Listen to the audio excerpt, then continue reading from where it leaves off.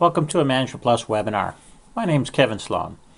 I'm a certified electronic health record specialist and certified ophthalmic technician. Management Plus is an industry leader in EHR, and we want to provide you with the documentation tools and the skills to use these tools proficiently. Today's webinar is titled Patient Demographics for EHR. Let's get started. You can see on my test database here I have a patient, a historical figure pulled up. His name is George Patton. He's a patient that we do quite a bit of testing on. We are focusing on the EHR tab sheet down in demographics. You can see that we have all of these other tab sheets here, but we're going to look just at the EHR tab sheet and take a look at what you can glean from this section of Management Plus. Starting at the far left, you'll see an icon. It's a green circle with a check mark. This column indicates whether or not the record has been finalized. So you can see here's a record that's been finalized, here's another, and right on down the list. Every record that's been finalized has that green circle with a white check mark in it. The second column is a padlock that indicates whether or not the record is locked, and there are no locked records at this point. We'll talk more about the lock record and the lock manager in a separate webinar. The third column has a blue circle. It's actually a globe, if that was really zoomed in on, with a check mark and then a green arrow. It's very small, hard to see, but it's really what it is. And that basically indicates that this record has been published to the portal. So you can see this particular record has been published to the portal and none of the other records have been.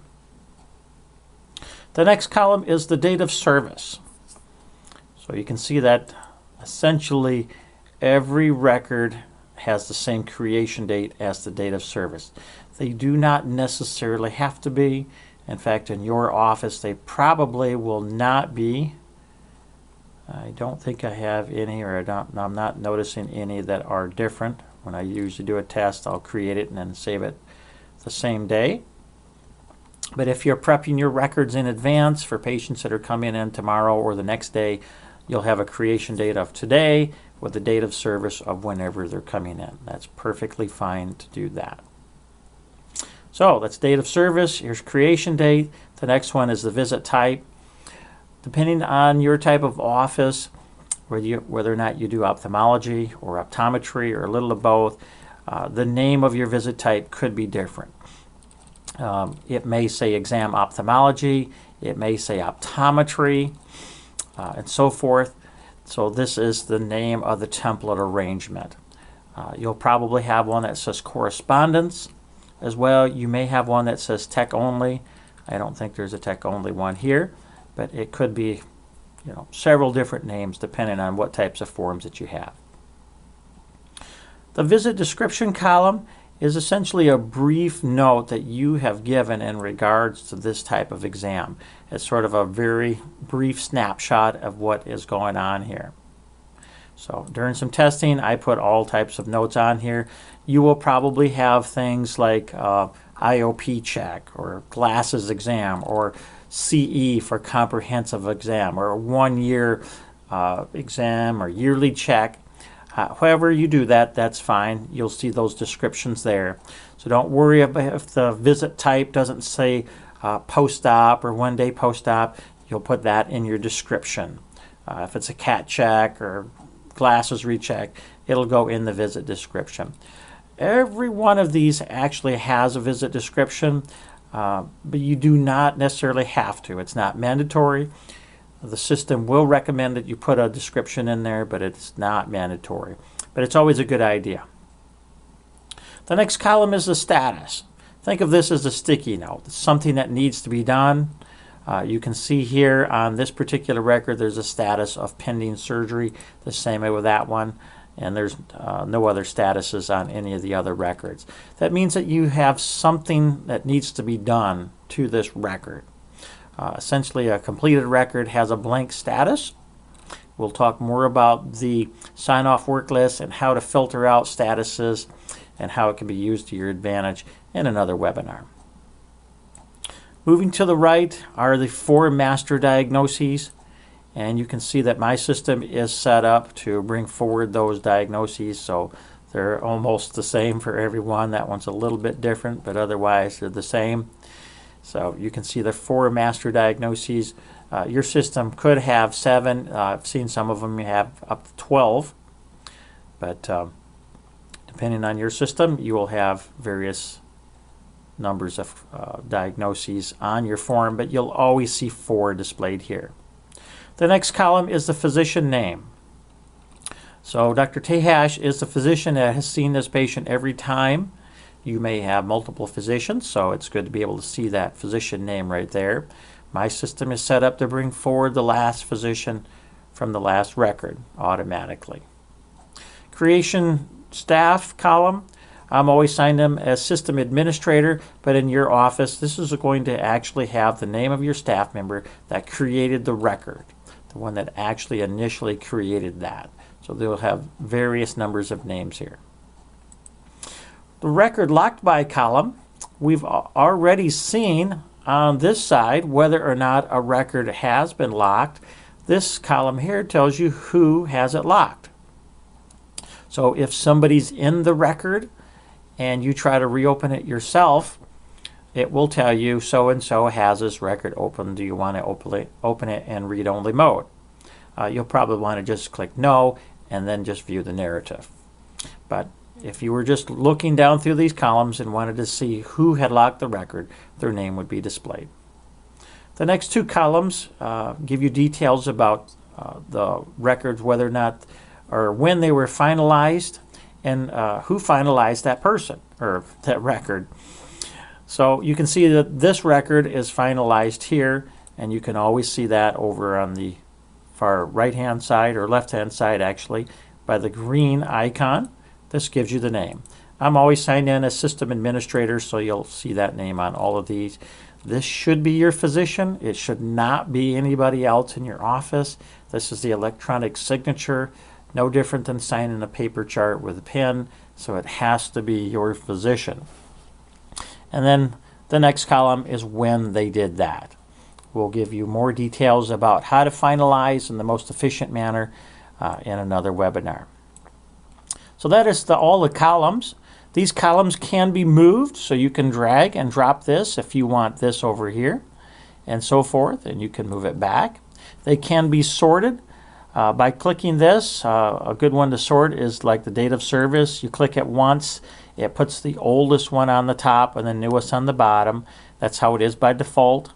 I like to have it to where the most recent one is on the top, so I don't have to scroll down to get to that every time.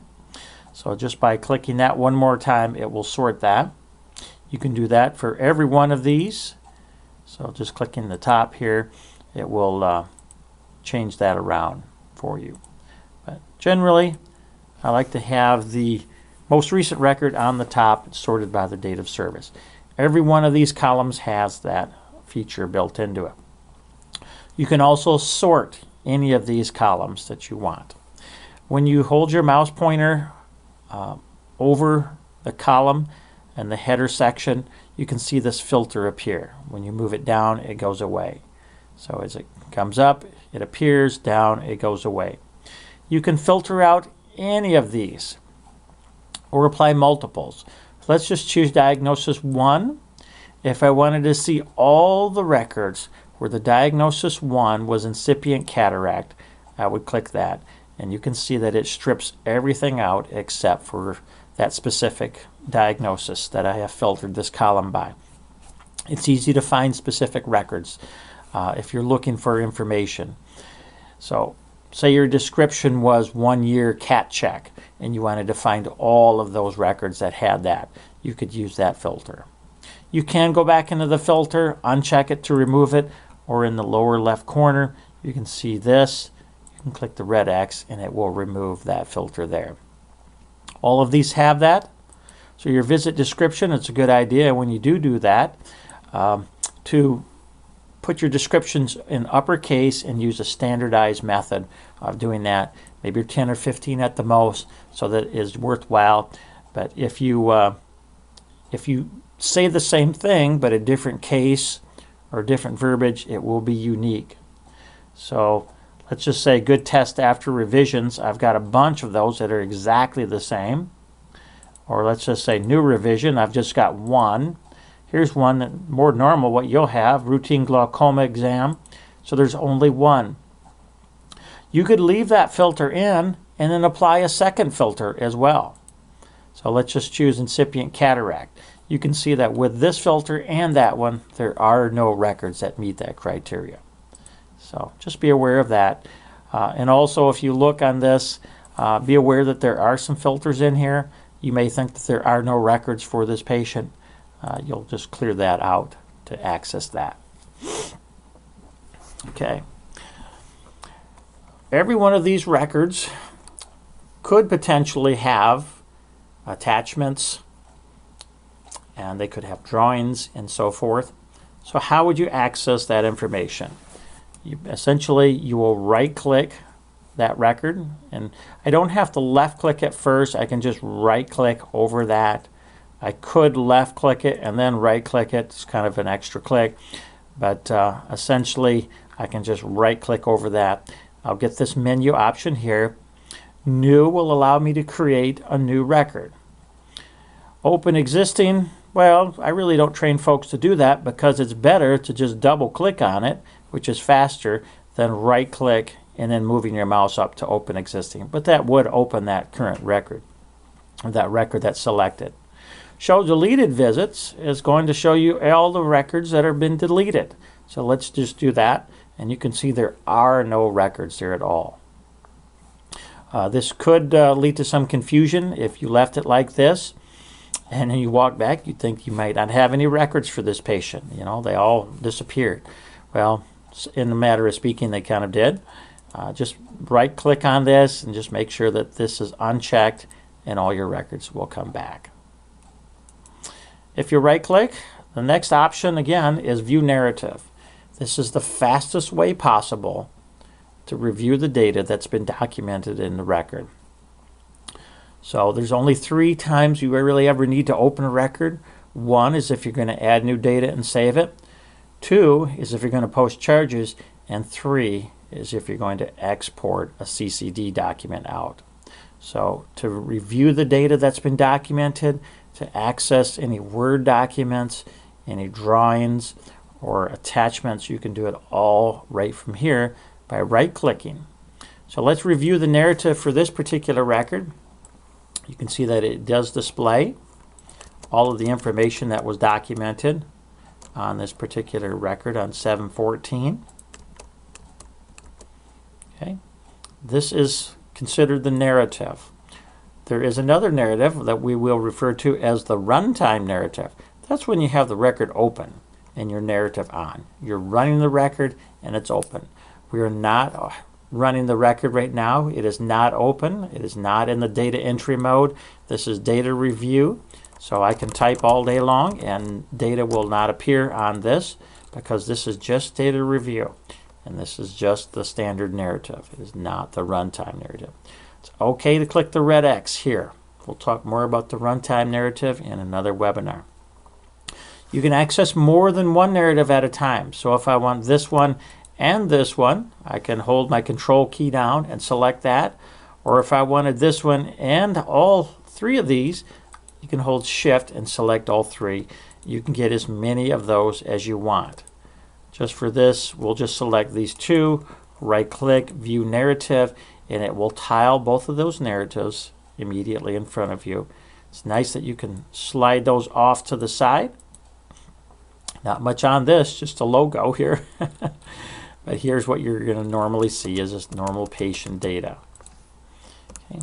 Clicking Alt F4 will close these windows, or clicking the red X in the corner, or double-clicking the management icon in the left corner, or clicking once on that icon and choosing Close will close those out.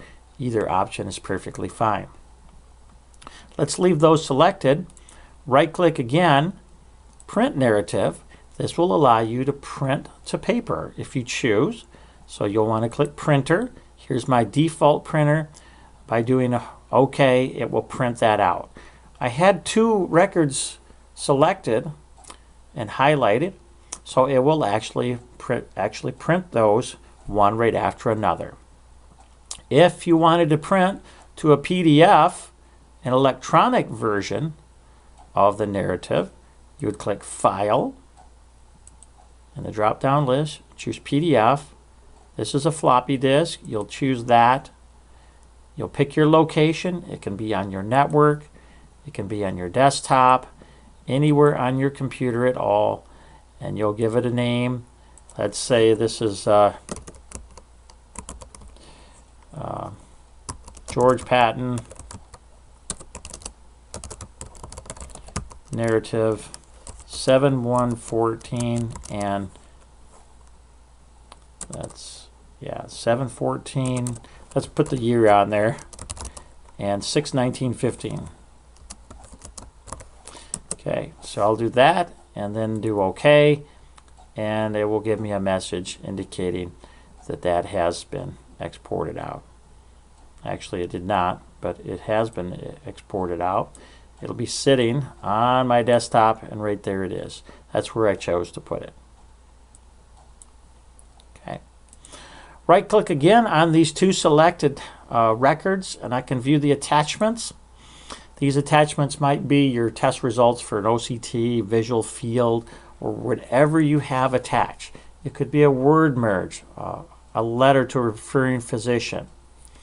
We'll go more into the attachment section later and how you can manage this and the various methods to get files into the attachment section. It's very easy to do. So those two records don't have any attachments. Okay. You always can right-click and do select all if you know there's an attachment there, but you're not sure what record has it. Just select them all, right-click, and then view attachments, and now you'll see all of the attachments for all of those records. Okay. We'll talk more about how to manage this and how to filter items out from this, and we'll talk more about that in another webinar. Okay, let's go back to just having the top two selected. Right-click again, view thumbnails. Think of thumbnails as image files. So that would be like a bitmap file, PNG, a TIFF, or a JPEG file. And it's going to generate a little window here in just a second, hopefully. While it's thinking about that, it's worth noting that at the top when it says not responding, it doesn't really mean it's hung up or frozen. It's just Windows' method of telling you to hold on for a minute, to give it some time, that it's thinking. It just says, hey, give me a second here. I'm thinking about this. Some things may take more or less time than others. Generally, that comes up quite fast. So let's see what see how long it takes to generate that window.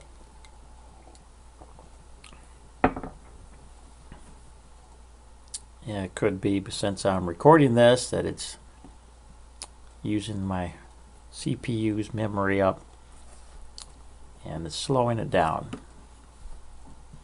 But that would generally be almost instant and come up very, very quick.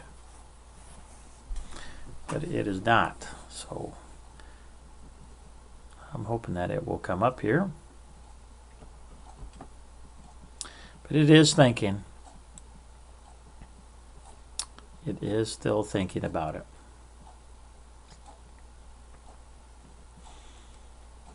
So you may see some image files within your attachments, and that is perfectly normal. But when you come into the thumbnails section of Management Plus, you're only going to see just true image files. So if that ever comes up, I'll be able to show you.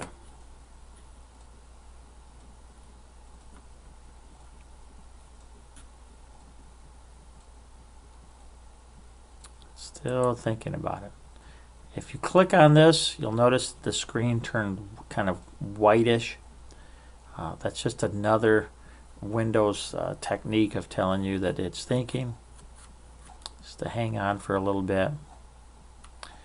And I may decide not to hang on for a little bit, and I may just shut the system down here.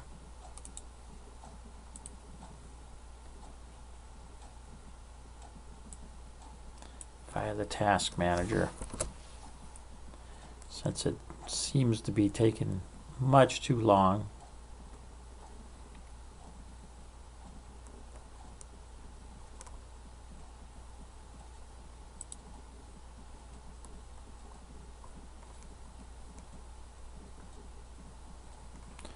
And I'm sure the recording process has a lot to do with this.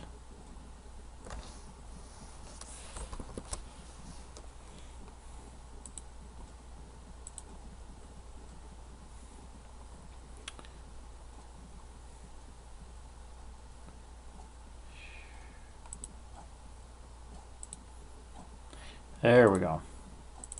All right, let's get this thing back up here again. All right, so we've got him up here. Let's see if we can get this thing to do what we want. Let's right click and view thumbnails.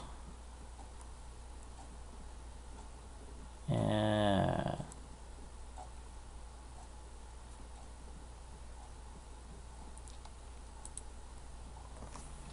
it doesn't like to view the thumbnails while we're in the recording process.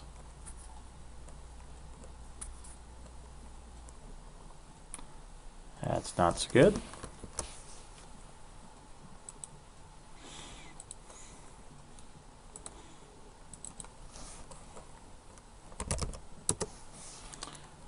Let's try just one record at a time.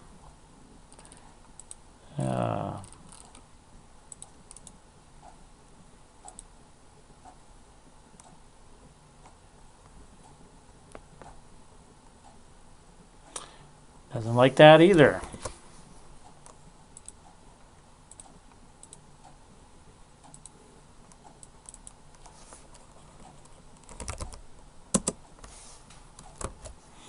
All right, let's skip that for the moment. All right, so we're going to right click on this. You'll see it says view all lab results. If you have an interface that is set up with your favorite lab, an HL7 interface, you'd be able to view those results right from here. Import and export visit, I really won't talk about those a lot. That's in those rare cases where you're traveling to a satellite office and you don't have RDP connectivity and you have a database on your laptop and you want to export those records out, import them in your live database and so forth. Very seldom used. A select all, as I mentioned, it will select all the records. And then the last option is a refresh. So if you had a locked record or had finalized a record and this was open and you wanted to see those icons appear, you could refresh this and it would refresh that information on there. The last thing we'll mention on this is how to create a new record. Right click, click new, or press the letter N on your keyboard, and again you will see various template descriptions up here. It will be either ophthalmology or optometry. You'll probably have a correspondence, a tech only. If you have an ASC, you will see that, and basically you can just double click on this and it will open, or you can click once and do open, or since this is at the very top, you can hit the enter key and it will open it as well, and that will create a brand new record. We'll go into that record in another webinar. Thank you very much for your attention. Have a great day.